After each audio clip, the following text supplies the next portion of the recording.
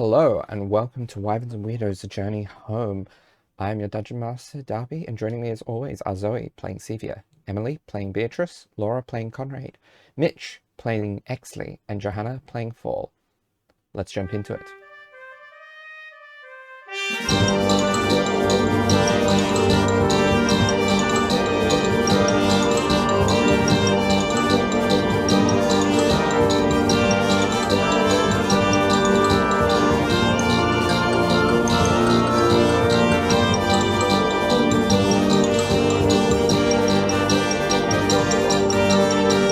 So, where we last left off, the party continued to explore the tomb, discovering some strange artifacts and at least one spirit along the way. And upon finding another one of the devotional tombs to the spirits of the temple, they managed to open up the crystal sarcophagus, with Fall punching through it, to which the Sioux monster mummy sprung out, bearing the mace that it was contained with. So, having pre-rolled initiative, the mummy rolls first, and it starts with its wave of terror. So, can I get everyone who is in 30 feet? So everyone who's in the room needs to roll me a wisdom saving throw, please.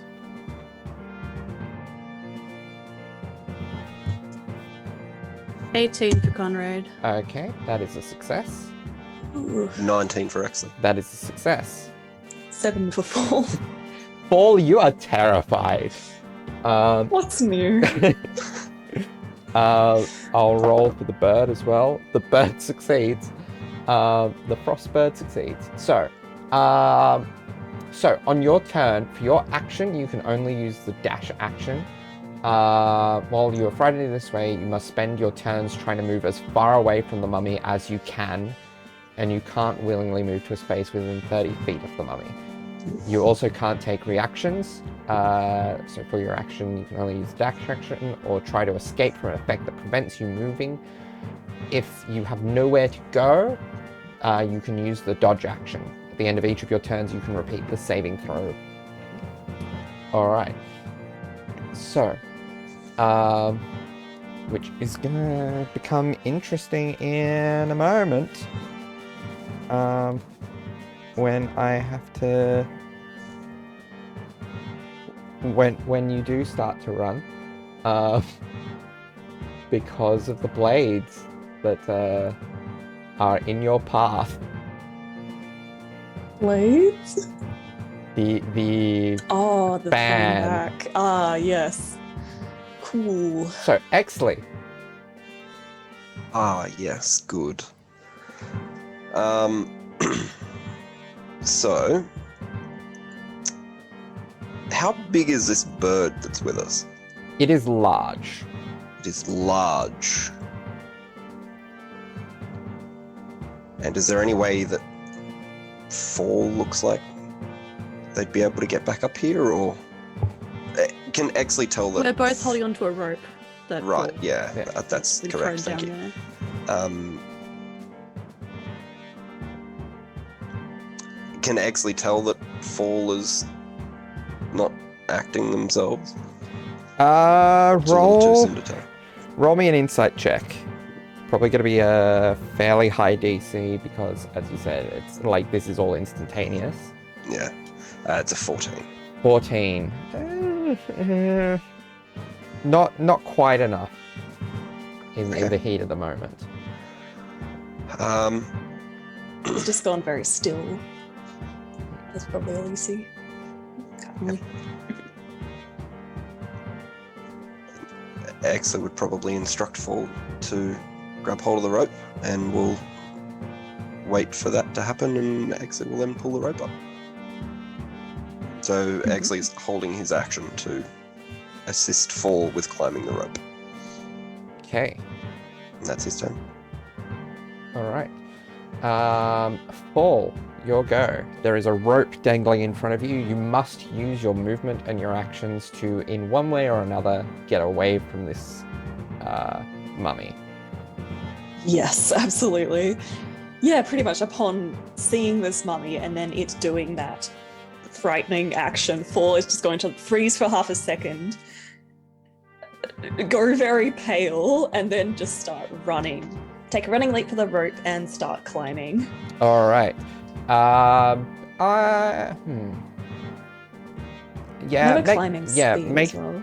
You have a climbing speed? Yeah. Okay. Well, in that case. Okay. Yeah. If that's the case, then I would say that you're able to climb up the rope without needing to make a check. All right. So, but considering where the rope is positioned, I cannot go towards the spinning death blades because I would have to go closer. Yeah, at this point you cannot. At this point you cannot go towards the death blades, except so for Fall will run into the corner of the room. Yeah. And put their back against the wall. I'm very afraid. All right, and end of your turn, roll a wisdom saving throw. Oh my goodness. That's a 4. 4. Yeah, you are and rolled still. that one. Oof. Yeah, you are still frightened. Prison. Still frightened of this creature. Conrade. Cool. So Conrade would obviously help Paul get up and then look down at the creature and then kind of quickly look around to assess the area and then go, all right, you're up. And he's going to summon a shadow spawn, please. Okay. And again, he kind of like the amber kind of like flicker, like does the kind of like flicker through his eyes as like another tear runs down his face. And this kind of like the shadows down where the mummy is coalesce into, he'll coalesce it into a form of despair. So it's this misshapen kind of shadowy creature. It was the same, similar kind of shape as the one that was in his room, Okay. but different. So is this a despair, fear, or Despair. fury? Despair. Okay. Cool. So that is now, I'm assuming it acts on your initiative? I believe so. Yeah. Shares my initiative count. Yep. Absolutely. So it takes Okay. its turn immediately after mine. So it's just going to kind of like shudder as it comes into existence, I suppose. And then it's going to because it's despair, it's going to attack the creature, I guess. Okay. Roll to hit. So what do we What's the roll for that? Okay. Strength or the spirit has multi-attack. it does. What level spell slot are you casting with? Third level. Third level. So it is at this stage only one attack. So it's equal to and it is a D20 plus your spell attack modifier. Oh, my spell attack modifier. Yeah. Okay. Cool. Yes. All right. Awesome. That's a +7 then. Jeez. Plus. Cool. So that's a 16 to hit. 16 to hit will. Let me double check the stats. Yeah, that certainly hits. That hits. Awesome. Doesn't have amazing AC. So this is 1d12 plus 3 plus the spell's level cold damage. So 1d12 plus 6. 1d12 plus 6. Alrighty. Okay, so 8 cold damage altogether. Not too bad. All right. As it kind of rakes at this creature, it kind of like coalesces long claws and it rakes at it. Yep. Yeah. Where is it? There. And so Conrad, because that's his action, he's just watching over this now. So he's just kind of standing there, but he's very focused now on this creature. All right. Next is the ice giant eagle, or the ice giant eagle, which Artis is going to shout out. Do you want the eagle to carry you out? Or it's not. That's right. It's not an eagle. It's a swallow. Do you want? It's a mockingbird. Mockingbird. That's it. Mockingbird. Do you want the bird to carry you out? That would be for the best. All right.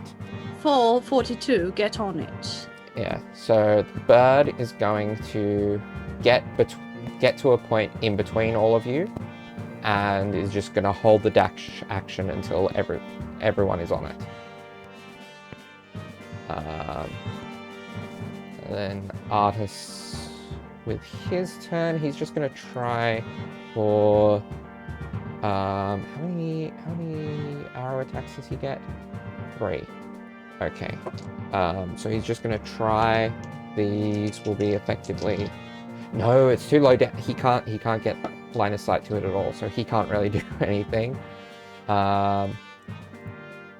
Beatrice, there's probably not much you can do from this range either, unless there's something you can think of. No. Nope. No. Cevia. My action is to sit down next to Beatrice and be like, can you hear something? I swear, there's been a ringing in my ears for days now, and it's just so much worse in this place. All right. Yeah, dragon. For listeners at home, I rolled a nat 1 on initiative, so Cevia's got no clue. Dragon bait does nothing because completely melee. Okay, so now it is the Sea Monster Mummy's turn. It is going to, on its second attack, make a multi-attack against the Shadow Spirit. So it has, I believe, 11 AC. No, 11 plus the level of the spell, so 14. Okay. Yeah. So this thing has multi-attack. Can use its dreadful glare and makes one attack with its rotting fist. Okay. So one creature can see within 60 feet of it. Saving throw against this magic will become frightened. You know what? Because it's right in front of it, it's gonna try to use this on the Shadow Spirit. I'm not gonna make you save because the Shadow Spirit is immune to the frightened condition. It's immune to fear, yeah. So it just kind of just puffs up in some horrible misshapen way, but does nothing. Yeah. And in frustration, the monster is going to roll a 9 to hit with its rotting fist. Does not hit, so it probably just opens up in the space where it tries to hit. Oh, that is gross and but then amazing. Reforms. All right, Exley, your go.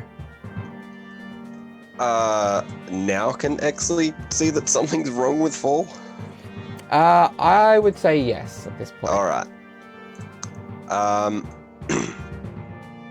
So there's some form of Fall is obviously terrified of this creature. That's not ideal. Fall doesn't want to move anywhere near the hole where this monster is. And we've also been presented with a bird on which to escape. Exley's going to walk over to Fall. Yeah.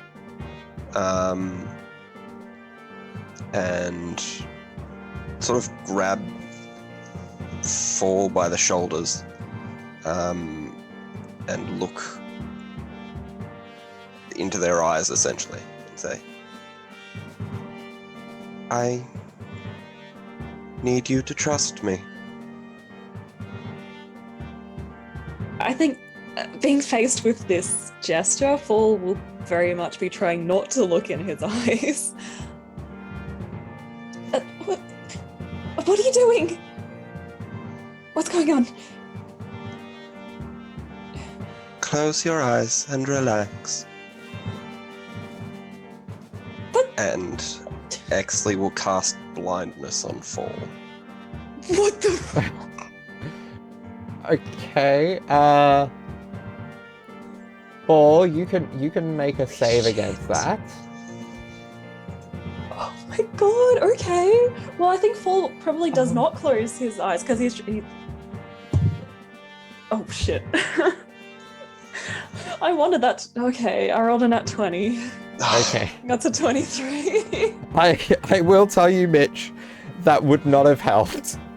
No? No, because because the effects of this wave of terror do not require them to see Fair enough. the fear for certain elements. Well, that's okay. I love that concept. Didn't work anyway. I guess is Fall Fall aware would that a feel spell that. was cast on Yeah. them? Do they know what kind of spell? Roll me an Arcana check. What level? Blindness is level 2, isn't it? It's 2. I rolled It's not another much. nat 20. That's a 22. Yeah, These this- dice are too blessed. This is so you know that these are this spell was meant to blind you.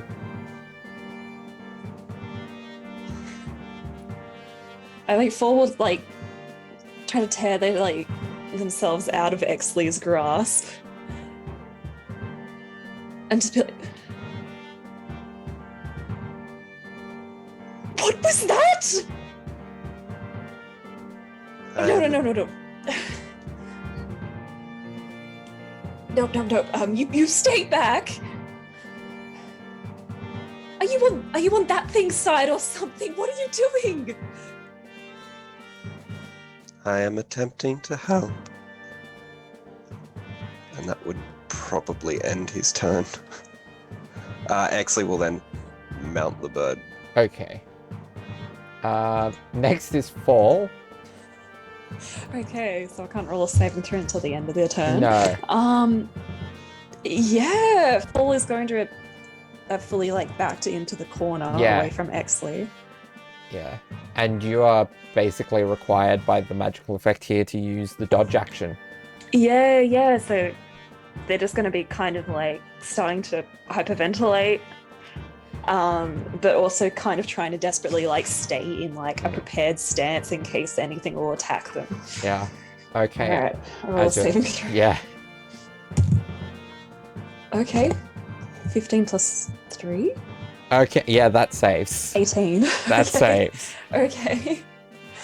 I think Fall is currently under normal panic. They no longer have the It's now just the need to stay away. It's now just the why the fuck did Exley just try to blind me? Yes. Alright. Conrade. Cool. I forgot to mention this, so as a fun little visual thing, it made no difference because the creature didn't move at all, but since it's the shape of a despair creature, the Shadow Spawn has the Weight of Sorrow effect, so it means that any creature other than you that starts its turn within 5 feet of the spirit has its speed reduced by 20 feet. So that little monkey mummy thing would have gone to when it was attacking as well, that would have probably played into it not hitting because it was slowed. Unless it has a resistance to that? No. The really Oh, cool. the really fun thing is that its speed is 20 feet. Oh my god. Well, it's lucky it attacked then and didn't do anything. So yeah, that's probably played into retroactively why it attacked, because it's I can't even move, so there we go. Also, there's a thing in front of me. But yeah, so probably for visual description, when that effect started to kick in, the little amber tears would just started to run down his face a lot more heavily. But he's good, now hit it again. And then he kind of briefly glances back to where the bird is, and Conrade's going to prepare an action to get on the bird. All right. When it comes past. Okay. And the Shadow Spawn is now going to attack. All right. I'm not rolling too well for that, but that's another 16 to hit, I believe. Yeah, that's I think still what I did plenty. last time. Still Cool. plenty. It doesn't have a great AC. Yeah, I didn't realize I had the very good spell attack one. Awesome. So it was a D12 plus 2, I believe, was it? Or 3? D12 plus 6. Plus 6. Oh, sorry. So it's 3 plus the spell's level. Okay. So it's 11 points of cold damage. 11 points of cold. as it kind of just like, again, like sort of like tries to like crowd this creature in, I guess, and like the shadow of this beast that Conrade has summoned kind of like seems to draw more of the shadows around it, I guess, considering his patron. All right. And increases in size, even though it's not technically increasing in D&D size. That's just a fun visual thing. It's increasing within the amount of space that it has to kind of control. Yeah, it's probably making some ungodly, horrifying noise. It's not using its dreadful scream, but that kind of word implies what it sounds like. Yeah. So there we go. All right. So, okay. So after that is the Mockingbird's turn. So it's gonna start to take flight. So that'll trigger Conrade's prepared action to hop onto its back. It's gonna double back momentarily and reach out for fall, and try to grab you within one of its talons. Do you allow this?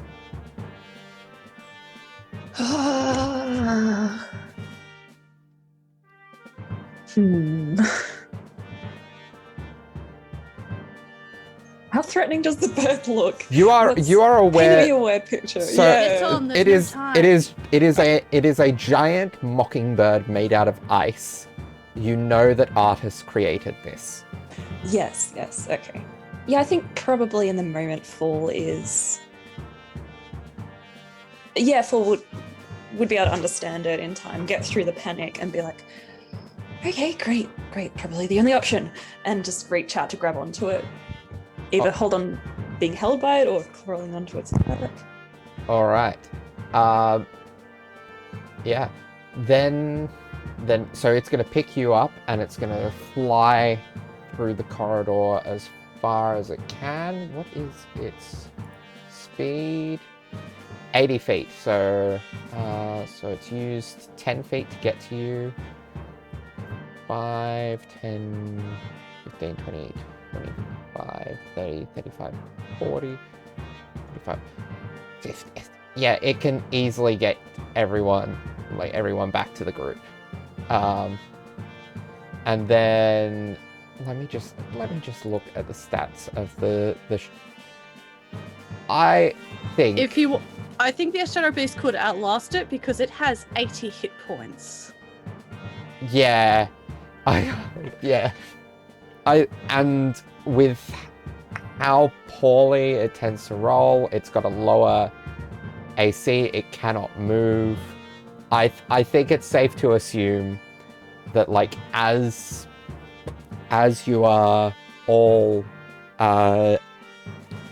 flying through, the Sioux monster and the Shadow Spirit continue to fight, and the Shadow Spirit is able to eviscerate the some very horrible, disgusting noises, and just this horrible, like, long shriek that just like shakes through your entire body. But again, not the scream attack, but horrifying, very unsettling. Now, the other thing is, does it specify whether or not does the spell specify a level of corporealness to the Shadow Spirit? I'll have a really quick check. My apologies, I haven't used this properly yet. So it's a shadowy spirit, corporeal form. Yeah, it has a corporeal form. Okay. So that's even more cursed, I guess. Yeah. All right. Basically, for visual, I think we've described it vaguely, but like all the description is a misshapen biped. So just shaped, marked by the chosen emotions. So of despair. All right.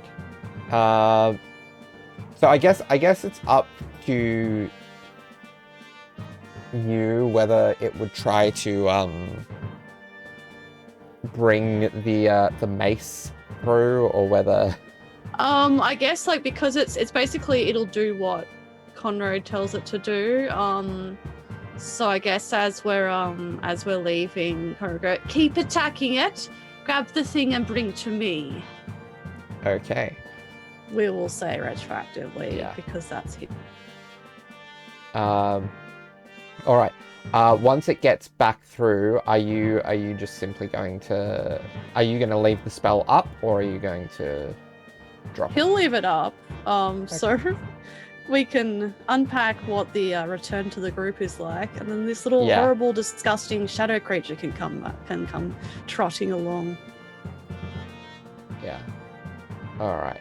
So drag everyone back into the room. Yeah. So everyone who is out in the kind of balcony area sees Conrade and Exley on top of this mockingbird as Fall is in the talons, fly through the corridor, and probably about 15 seconds later, you hear the death screams of the mummy, just like this. Like an undead monstrous monkey.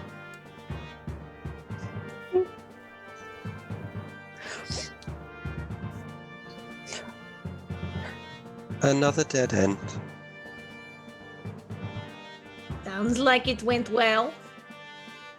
Sounds like it did. Conrad will hop off the bird and then kind of just stand there staring at the hallway. Yes. After a few moments more, I'm just gonna... Are any of these gonna be... I think one's gonna be enough to hit. So just determining how many hit points of damage, if any, the Shadow Spirit would have taken in that combat.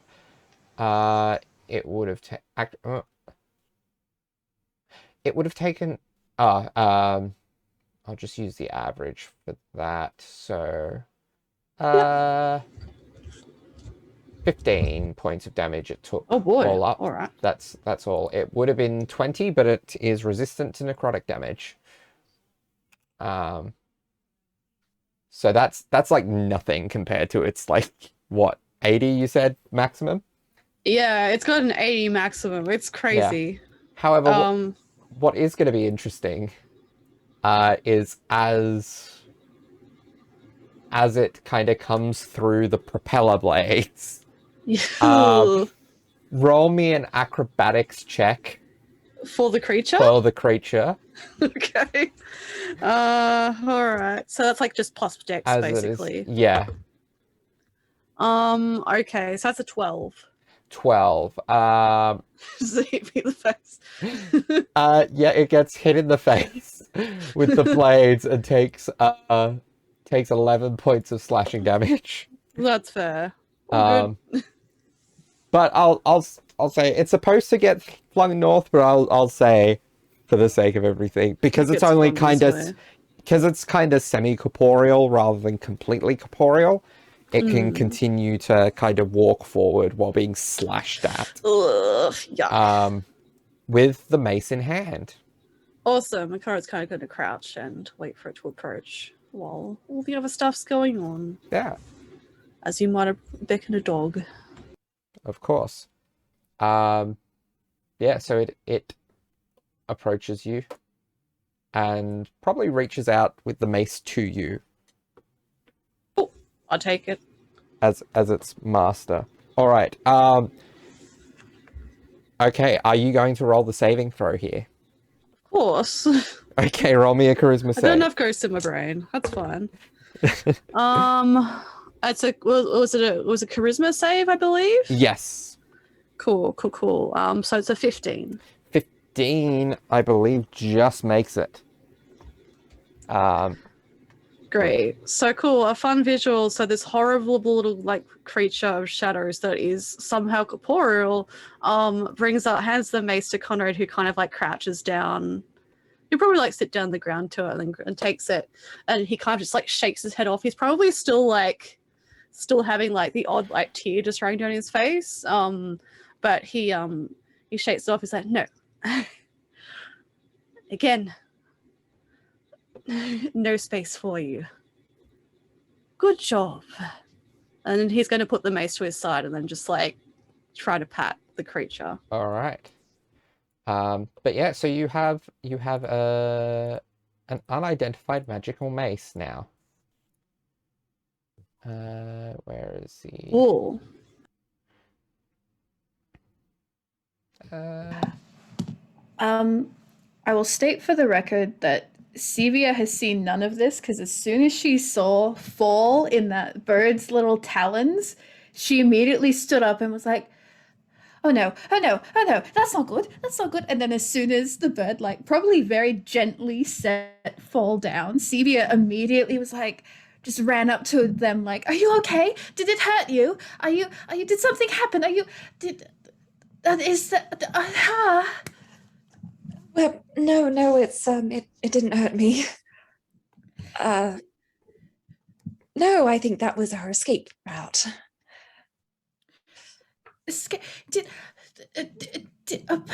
She's just so flustered. She doesn't know what to do, and she just kind of puts her hands on like Fall's shoulders, and she's gonna cast Cure Wounds. Okay. I've taken no damage. Yeah, I don't think Fall has taken any damage. But... She's panicking. Yeah. Oh, nice. Yeah, so Fall, I feel like the kind of like rejuvenating energy of Yeah. Cure Wounds go through him. He feels a little bit less like dehydrated from probably crying. Thank you. Yes, I didn't end up getting injured, although someone tried. Sorry, I need a moment. I just calm down. Oh, sorry, I can not be here right now. I can. No, that's okay. I just trying to settle myself so I'm not being all emotional and everything. Okay.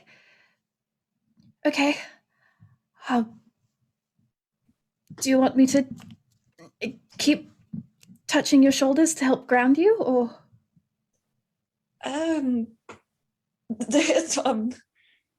He kind of looks at her like, and blushes slightly, like, if you want. Well, it's only if you want. I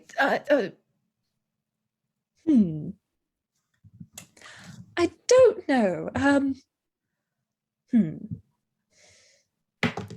Well, it's good to see you. Has everything been good out here? Yes. I was mostly gearing up to have a conversation with Beatrice. We've just been kind of catching our breath, but we didn't know anything was wrong until you started flying through, and then that monkey started screeching, and this is when she finally catches sight of the terrible little shadow creature, and she just stops talking. And then just looks back at Fall and goes, clearly you had a far more eventful 10 minutes than I have. Yeah, I don't really know a whole lot of what happened there. I think that's Conrade's thing, and it sounds like it killed the creature. Also, Exley kind of tried to blind me. What? Yeah. Why? I don't know. He thought it would help. That's... What? I don't really know what to think about all that at the moment.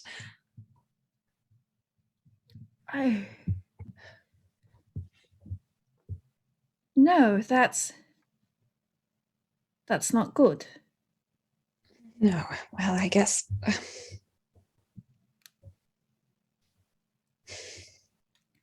Paul just looks kind of worn out for a moment. Just like, well, I guess we got the thing that was in there. I'll try to have a talk with Exley to see if he's going to try to cause me harm again, I suppose. Do you want me there with you? That would be very nice, actually. Okay.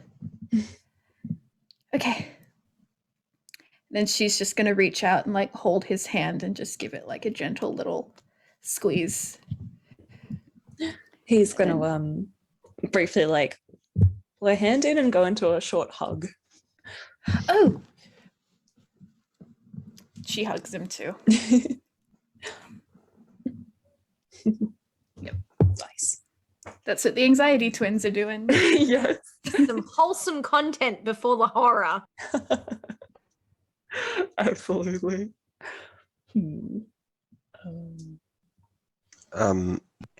Exley's going to, as gracefully as a incredibly heavy metal man can, dismount the bird, and he's just going to sort of have cocked his head at this shadow creature that appears to be taking orders from Conrade, or at least some form of direction. And he's just going to watch for a little bit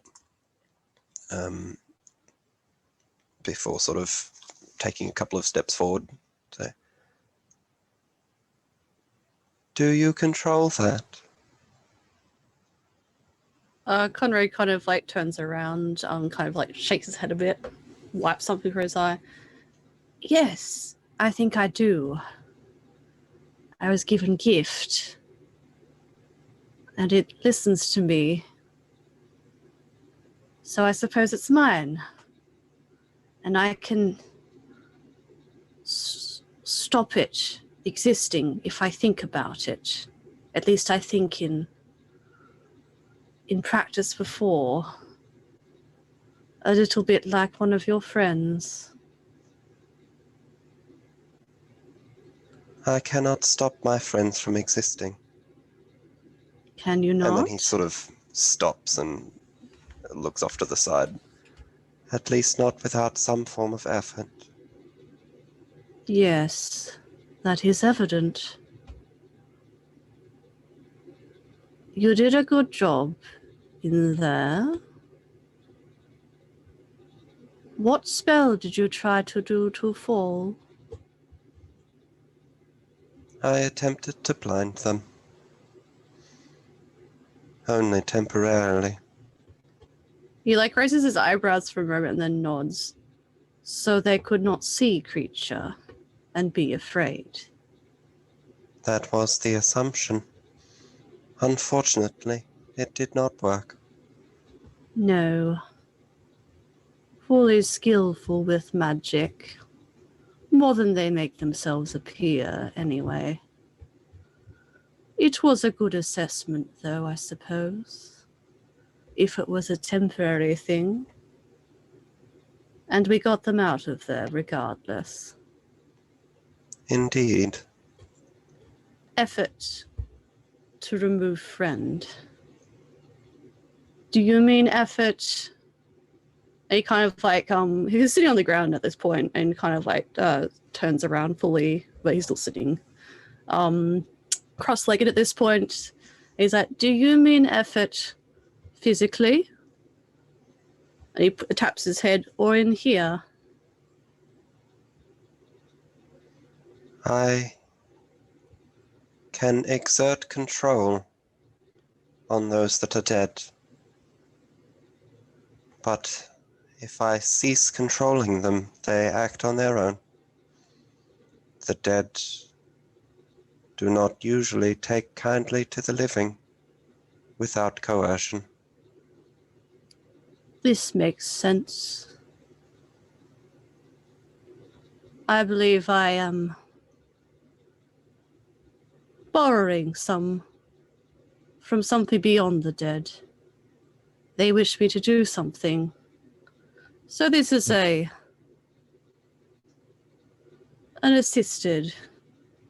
assistance from them, but I appear to be in control of it.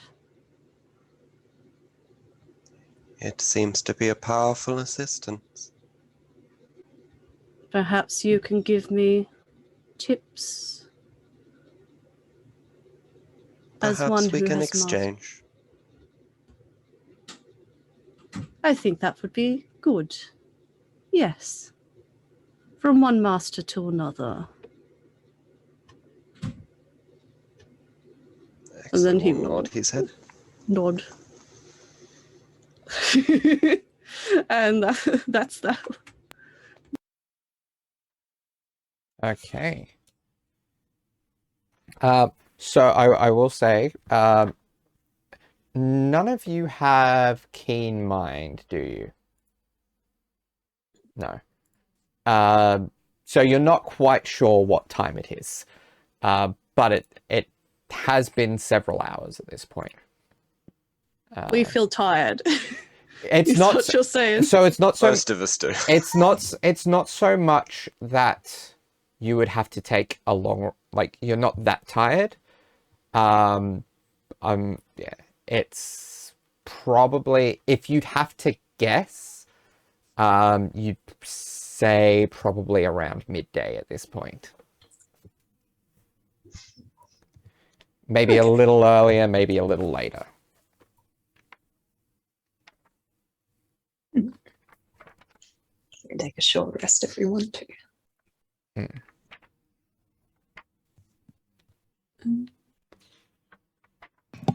Do we want to find somewhere to maybe take a short rest? I'm not sure we should do it in the middle of this hallway. That may be wise.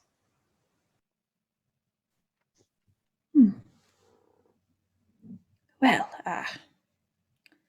who spotted a cozy-looking corner along the way, I guess? I don't think that exists here. I'm not sure. Like the fan room, no. The big skull room, no.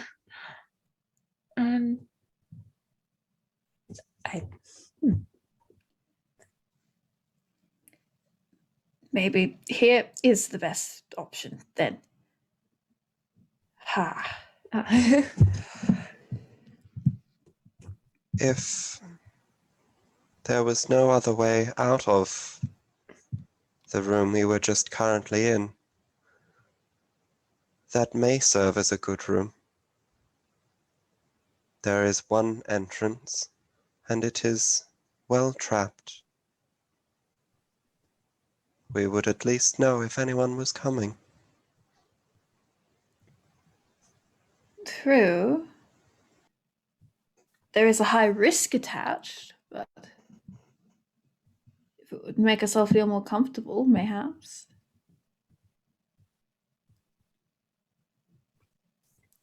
I guess so. Artist, would your bird be able to stop the fan again? Possibly. Let's see, shall we? So the bird is going to go and make this strength check. Let me figure out where is the. It is +3. The DC is 20. I rolled a 4. And I think at this point, because this is the second time it's been in this, just the blades slash through this bird form, carving up the ice into shards. Well, I don't think we're going back in there. Sorry for suggesting the bird.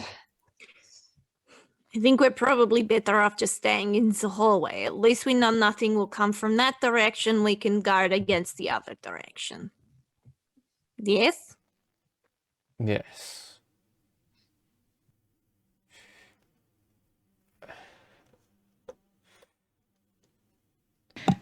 Certainly.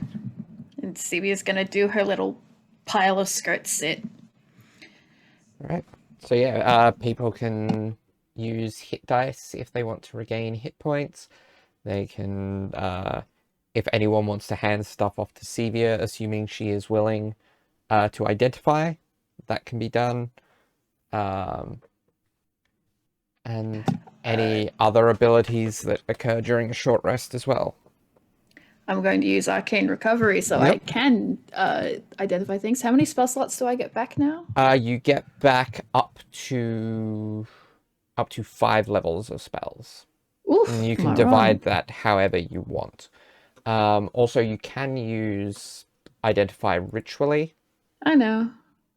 So I'm you just don't. having a thinkerino. Yeah. But yes. So just let me know if people are handing things off to Cevia for identification, so I can. Beatrice will hand the staff to Cevia. Okay. So the staff is a.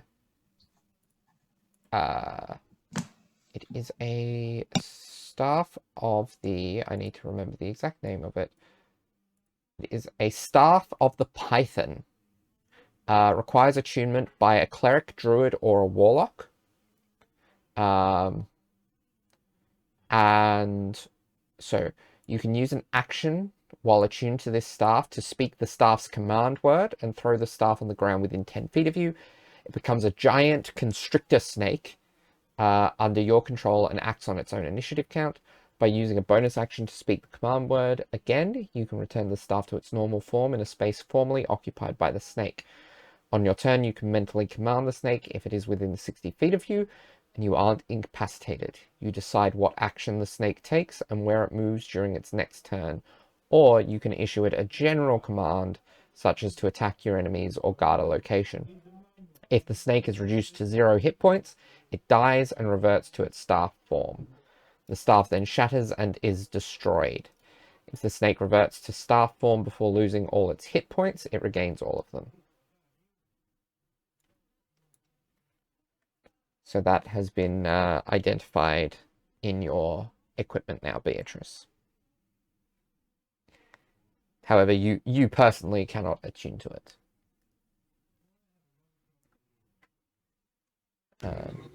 Cool. And Conrad will, at some point, stride over to Cevia and just like drop the mace very noisily down next to her, like with this big heavy thunk. Okay. For your spell. And also, and he like pulls off a finger, pulls off a ring from his finger, and hands that to her as well. Okay. This is also mine, but you spell. Of course. All right. Certainly. Good. So it sounds like the one that Cevia touches of these first is the ring then. If you're throwing the mace on the ground and handing the ring to her. Yeah, I guess so. The ring. Yeah. So Cevia, roll me a charisma saving throw, please. Oh, I'm bad at these. Okay.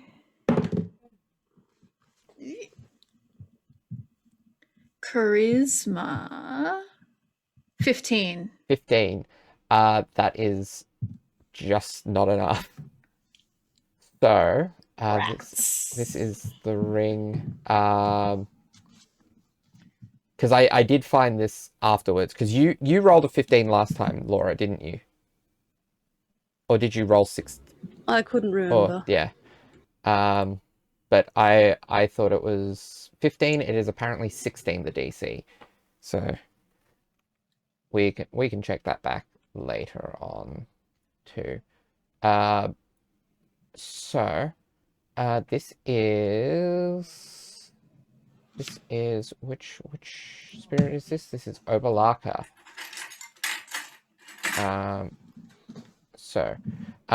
Yeah, as you touch the ring, the dust swirls into the shape of a small, feral bear-like creature that billows towards you with a ghostly roar. While you are inhabited by the spirit of 𝗖𝗔𝗦𝗧, 𝗖𝗔𝗦𝗧 doesn't actually, just has, you gain the following flaw, which is I am risk averse and a slave to routine. What changes? She's a nervous autistic. What changes? Your power you gain from it is while 𝗖𝗔𝗦𝗧 inhabits you, you can attune to one additional magic item. When Oberlaka leaves you, all magic items to which you are attuned are no longer attuned to you. Okay. Now, If only I was attuned to anything. I believe you are. Oh, the grimoire, nothing else. Yeah. And then, so the ring itself is a ring of protection. I think we all know at this point what a ring of protection is, what it does. It protects. Yeah. Yeah. Yeah, +1 bonus to AC and saving throws while wearing the ring. So where is it there? So, and upon, let me double check if having a spirit in you influences the whole touching of the mace when you go to identify it. But yes, the ring is a ring of protection. Okay. So this dust bear appears and then like flashes through Cevia's like head, and she just kind of blinks and sneezes. And she just goes, "Oh,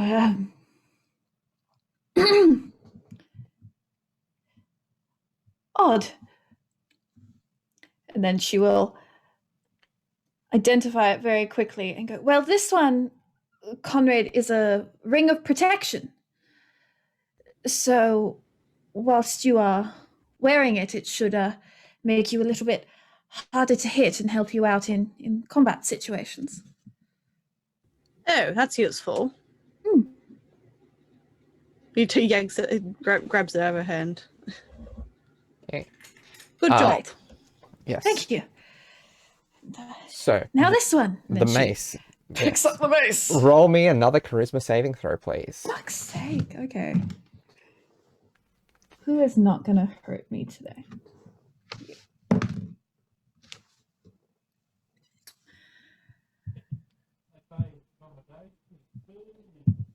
14? Okay, so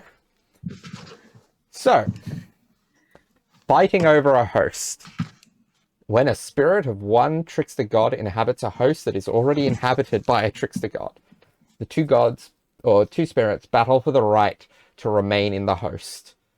Assign even to one and odd to another, then roll any die. The result determines which is victorious, with the losing one forced out of the host. The host has no influence over which gets forced out. Must be nice to feel that wanted. Do I roll the dice or do you? I will roll the dice. Now, tell me, do you want Oberlaka, the one that is currently within you, to be odds or evens? Evens. All right. It is evens. So the spirit of Wongo tries to come out from the mace to possess you and is immediately forced back out. But as for the identify spell, you identify this as a mace of... Let me double check. It is a mace of terror. So it requires attunement. There is no class or any sort of restrictions on who can attune to it. This magic weapon has 3 charges. While holding it, you can use an action and expend 1 charge to release a wave of terror. Each creature of your choice in a 30-foot radius extending from you must succeed on a DC 15 Wisdom saving throw or become frightened of you for 1 minute. While it is frightened in this way, a creature must spend its turn trying to move as far away from you as it can, and it can't willingly move to a space within 30 feet of you. Also, it can't take reactions. For its action, it can only use the dash action or try to escape from the effect. From an effect that prevents it from moving. If it has nowhere it can move, the creature can use the dodge action. At the end of each of its turns, a creature can repeat the saving throw, ending the effect on itself on a success. It regains 1d3 expended charges daily at dawn.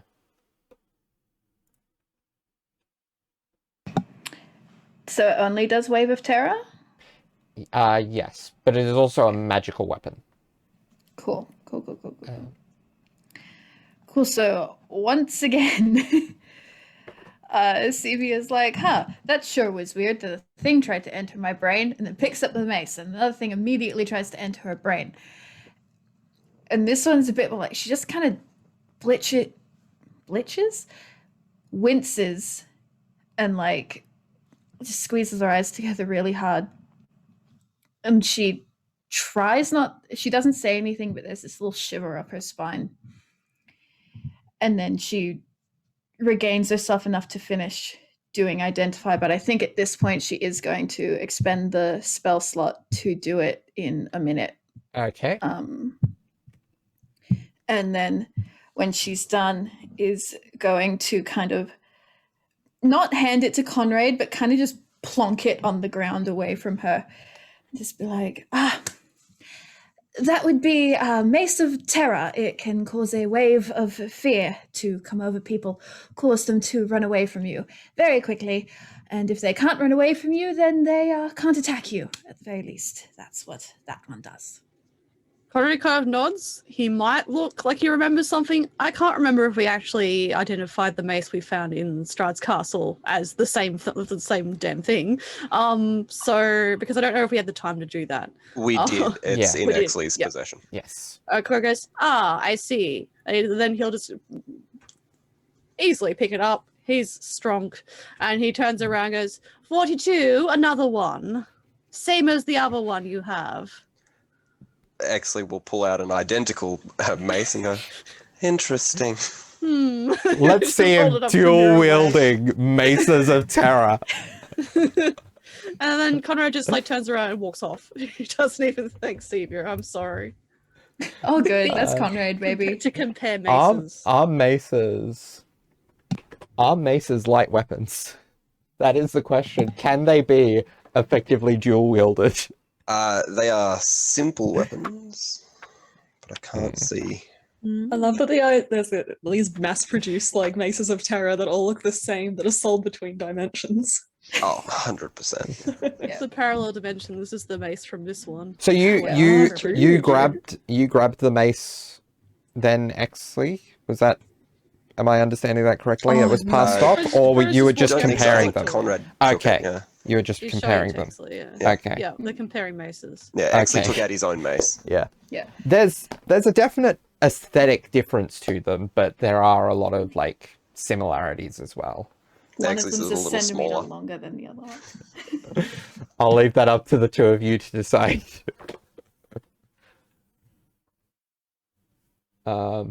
Actually, I will say one thing. Notably, this Mace of Terror, upon the head of it, is almost like the green devil horn look signature to this dungeon, much like the one that you that had the shadow demon that you fought living inside of it. Yeah, no worries. Interesting.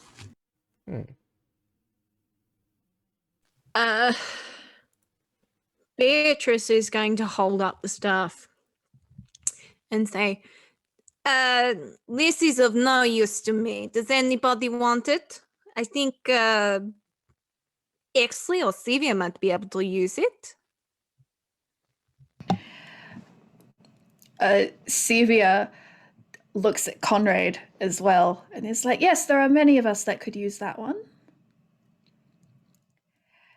And I guess I say retroactively because we didn't RP it. Cevia would have also said out loud what that staff does so everyone would know that it can turn into a giant snake. Yes. Well, then Conrad will just glare in Beatrice's direction when she's like, "Yeah, Cevia or Exley." Then he'll go back to looking at the mace.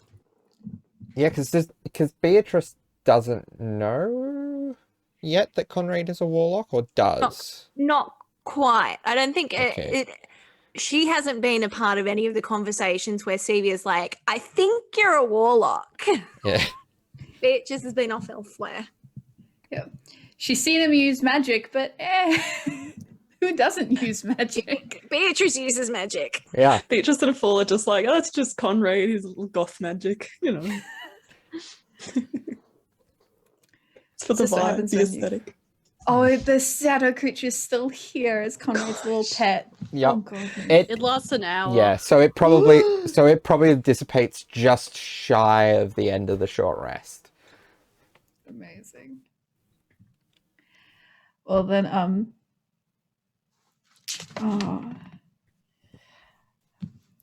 well, I'll say right now, I'm gonna highs rolls as to what risk averse means. And Cevia's gonna go, well, seeing as Exley has that rather awful looking mace that is now friends with Conrade's rather awful looking mace, I can take the staff. All right, and she just drops it back in Cevia's lap. Okay.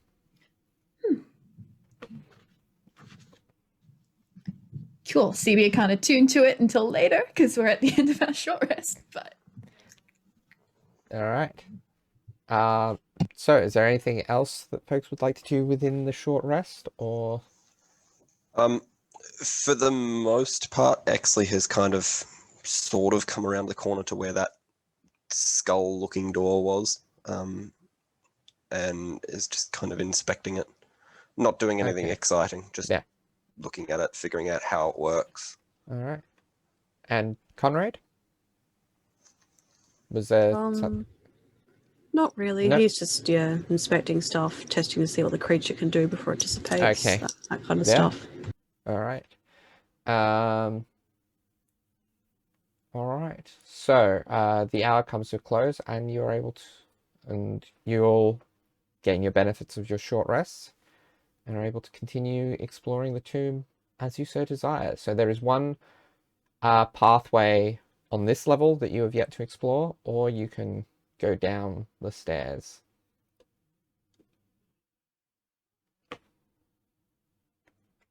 It's up to you as a group, which way you would like to go. There is... So, Please, after you. do we want to stay on this level, or do we want to try our luck downstairs?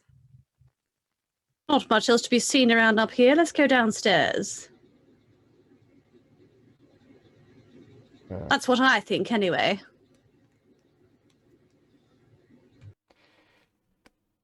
We should also keep an eye out, if we are going downstairs, for that creature that I observed earlier. I think we are well equipped for it, Of course. but a good thing to be mindful of.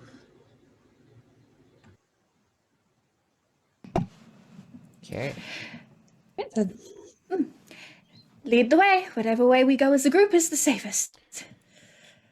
Hopefully. All We right. go downstairs then, I guess. Yeah. All right. So, images. Yes. Okay. So, all right. Need to find this level. Actually, wait a second. So we now enter the Dungeon of Deception. Okay. What a lovely name. I feel very soothed by that name. Perfect name that will never cause anything to anyone. All right. Well, I was called the Deceiver in a prophecy, so I think I legally own this dungeon. All right. So where is the top of this? I believe it's that is the top here. So four.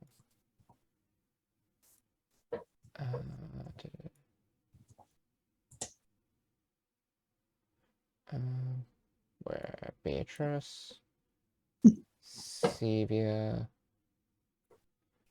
and dragon bait. I guess while we're going down, Cevia like has a moment where she mentally goes over every time we've walked in a line before, and she like works out who normally goes where, and then she's going to go to the spot she normally goes to and follow that particular routine, since she is now cursed to want to do that more. Okay. Which is probably next to Fall in the middle of the group. Okay. All right. All right.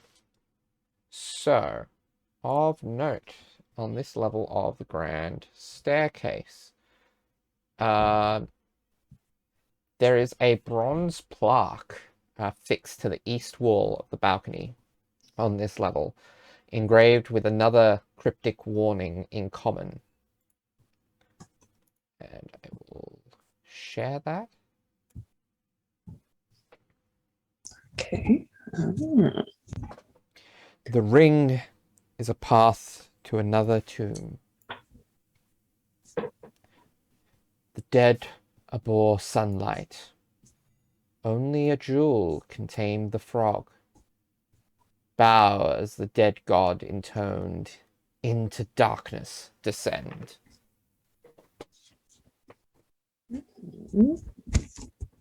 Conrade is scribbling this down in his little notebook. Well, I suppose this will all be clues for our further rooms then. Since the Not other one's for- both quite appropriate. That's not foreboding at all. We're in a foreboding place. It fits. Right.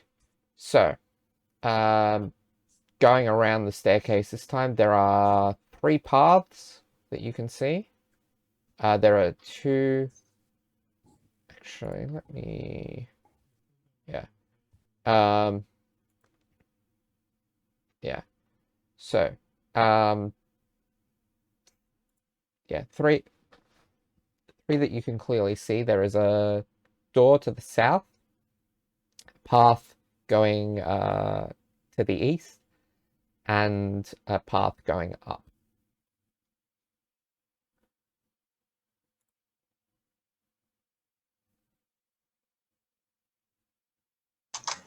Is there any sign of the creature that Exley saw before? Not here. I will say, Exley, if you desire to make the trip around the staircase as much as possible, there is, in the bottom left, so the southwest corner, there is a secret door as well, built into the wall. Excellent. I will investigate that and then alert the crew. All right. So, There appears to be some Interesting. form of door here. Interesting. And Conrad will look at that and look over it himself as well to see if there's a way it opens. let me double check. So, yeah, I believe you should be able to open it with some experimenting with your thieves' tools. Well, he will do that. All right. So he'll be tinkering. He'll once he's like alerted to it, he will then just be very focused on the door, Yeah. regardless of whatever else is going on. He'll be testing stuff out. Yeah. So, roll me a yeah, it would be a dexterity. Yeah, dexterity plus proficiency, unless you have specifically expertise in your thieves' tools. I don't know if I do, but You dexterity plus proficiency do is pretty not. high. Yeah. Okay.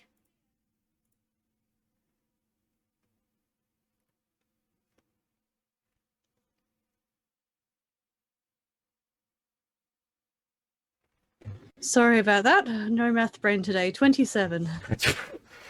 Wow. Okay. Yeah, that is. Yeah, you are definitely able to see through. So he's very focused, and he kind yeah. of like starts like doing some like talking under his breath, some kind of like rhyme in Saratan or something like that. Yeah. Sounds like some kind of like kid's rhyme or something like that. It's under his breath while he's doing that, focusing on it. So you're able to get, easily able to get this secret door open. And I picked a lock. yeah, behind this secret door, opening it up. I need to actually share this so you can see this, don't I? All right, so behind the secret door, water fills a carved stone font.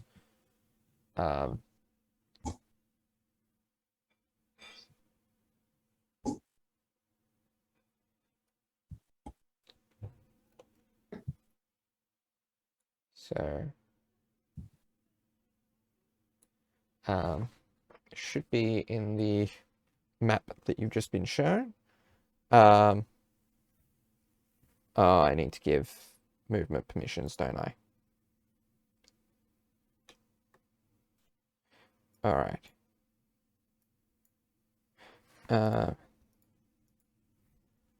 All right. So,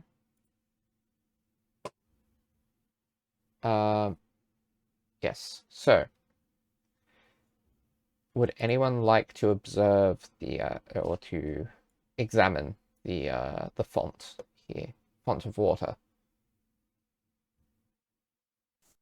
That's what Conrade's Beatrice doing. will. It's walking in. Okay, so Conrade, as you gaze into the font, as the water begins to swirl, eerie light emanates from within the basin.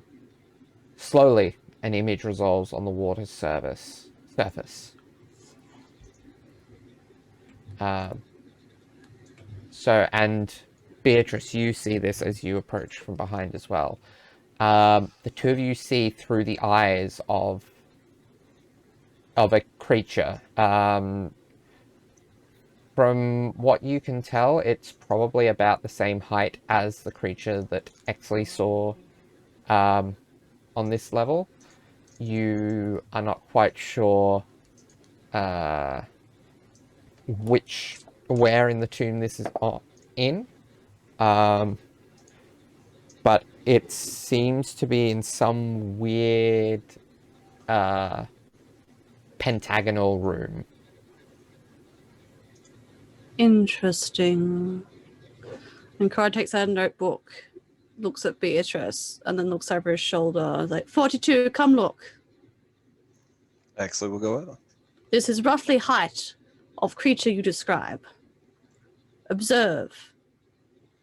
It is like seeing through eyes. Memorize room. And he'll continue to write in his notebook to sketch out this room. All right. There is to this room. There is a wardrobe, or at each edge of the pentagon, and the dwarf continues across to continues through and moves to another pentagonal room, set next to it, apparently, with this one covered in a strange moss-like substance.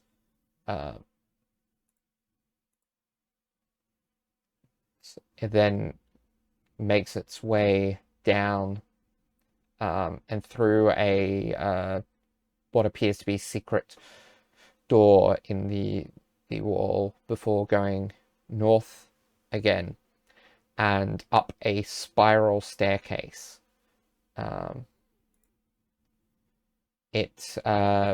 Reaching the top of that spiral staircase, it comes into a room, and like it continues to move throughout different spaces of the tomb.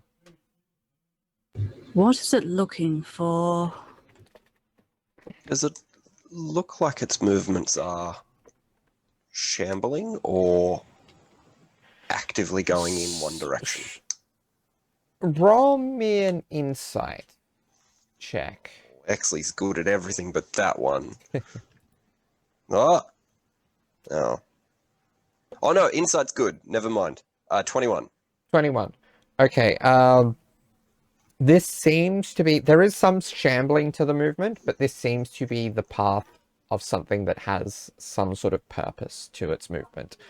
And you notice that there are points where it seems to stop and perform what appears to be various jobs of maintenance to the tomb, to the temple. Okay. Does it appear to... Does it appear to be going in any sort of direction, or is it one room and then the next and then the next and then the next, and then getting back to one more room? Yeah, one room, then the next, then the next, then the next. And it's not doubling back at all? Not at this stage, no. If you watched for long enough, it probably would eventually double back. But that would mean probably watching for at least an hour, if not more. Interesting. And what was the expression that this dwarf gave Exley? It was one of, like, disgust, wasn't it? It was a bit hard to make out an expression from the distance you were at. Another thing you notice, there is actually another secret door on the opposite side of this room as well.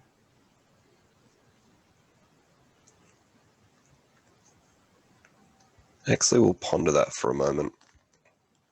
And then he'll point across to the other side of the room. There is another door here. Another door? Ah, you're correct. Yeah, we tried to go through that one. We shall try. And Crow's going to go and have a look at that now. Exley will return to the others and let them know what we've found. Beatrice looks at the door with Conrade. So Conrade, your thieves' tools check. Yes, so I rolled a natural 20. Okay. So that's Dex plus proficiency, so that makes it a 29.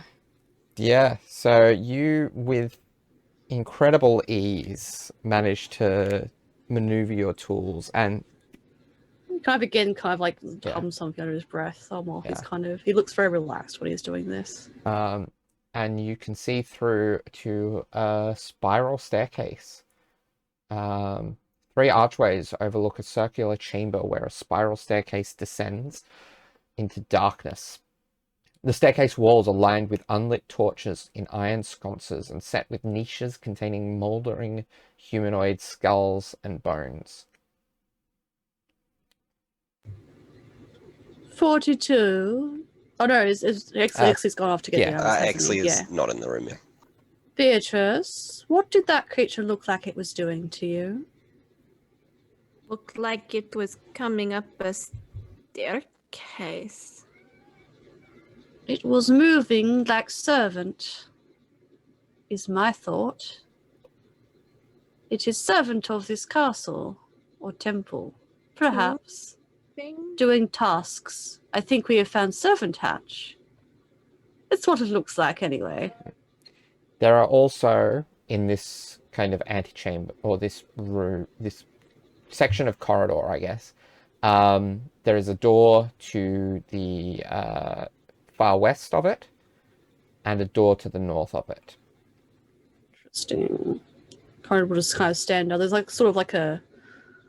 It looks like it's a little light, kind of set in that this, or at least on the map, it looks like. There are several sconces along. He points to the sconces that are actually lit and not dark like everywhere else. Like, I think my assumption is correct. This is being used. It is probably where this creature that Exley saw is getting about with. perhaps safely. It did not seem to be disarming trap as it was walking through. Those are my assessments anyway. The fair assumption. And he's gonna he's just gonna go and inspect like some of the doorways that are there while other people are doing stuff. Okay. From what you can tell, I don't believe either of these doors are locked. Yeah, neither of these doors are really locked. Cool. He will be peeping through keyhole if there's one there, or otherwise he'll just Okay. be testing it. That's what he's doing. in the So, background. so the one to the north, looking through the keyhole, you see old wooden benches and shelves along the walls of this chamber, which are covered with gears, chains, trap components, and cages filled with rats. Lit iron braziers hang by chains from the ceiling. Along the north wall, a stepped dais is set with bulky contraption, an iron maiden of sorts, attached to a network of steaming pistons, tubes, and bubbling vats of blood. 5 masked dwarves operate the contraption. So Conrad just kind of like takes this in and then slowly backs away very quietly. They don't seem to notice him, or they do and they don't do anything. They don't seem to notice you. I roll sneak check if you like. Yeah, roll stealth. Yes, You that's probably an won't. 11. Yeah. So 24. Yeah. An 11 is 24. Okay, yeah. I That don't get to checks do out. much, but he's good at that. Don't question why. And I take it you probably observe the other door as well? Or... Why not? Yes. Okay, so looking in through that keyhole to the west, candles dimly illuminate a cluttered office. A skeletal songbird rasps from a filthy cage in one corner. Other furnishing includes a wooden writing desk and a tall-backed chair. Anatomical drawings sketched in charcoal hang on the wall behind the desk. Seated on the chair is the shriveled corpse of a humanoid wearing moldy robes and a bronze mask sculpted to look like a frowning visage. Around the figure's neck hangs a black, skull-shaped amulet, and a number of severed hands crawl on the desk and floor around him. If anyone's around at this point, Conrad looks very interested in this room. Let me share the image of this guy, because he has an image for him too. He's very attractive for our audio listeners. He also has some disembodied hands that are kind of like look like little pets. So that's a fun little implication. Lots of little cousin-its. I mean, honestly, if you're wearing a mask, if you're wearing a mask and don't things, not cousin-it. Yes. If you're wearing a mask and don't choose to go with a mask that makes you look like a 10, what are you even doing? This is true. This is true. Connor looks very interested in this room, but he goes very still. So that's his body language. All right. He continues to peep in through this keyhole. He's got like chains around his chest with a little skull in the middle, like that kind of body jewelry stuff. Yeah, there's a lot of like bondage vibes here. Yeah. But, you know, also while also wearing like the most clothes ever. Yeah, it's true. Yeah. Okay. All right. And I think that's where we're going to leave this episode. All right. See everyone Think next about this week. bondage See you guy. next week. Yeah. Next week. Thanks Bye. for listening. See ya.